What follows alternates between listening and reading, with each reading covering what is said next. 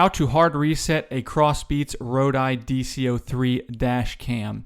You're going to want to do this reset in case this camera crashes or is frozen or stops responding or connecting to something. This is not a factory reset. It's not going to restore the factory defaults or anything like that. It is simply forcing it to power cycle and clear out any errors that it has.